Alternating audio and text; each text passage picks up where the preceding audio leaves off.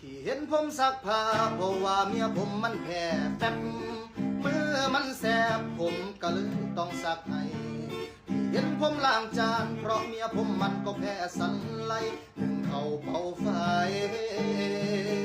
ผมต้องเฮ็ดให้มันแพ้หม้อหนึ่งอย่าพึ่งว่าผมกลัวเมียเว้าให้เคลียร์ณจุดนี้กับเมียมันแพ้แฟบแพ้สันไลแพ้ไม่มอบนอกจากชอบที่เธอถนัดผมก็เลยต้องทำให้เป็นกิจจะวัดฟังชัดๆภาษาเมียบ่ได้ยานจะให้กลัวเมียผมกลัวมาซะดีกว่าแค่ซักผ้าล้างถ้วยล้างจานก็แค่นั้นแค่สง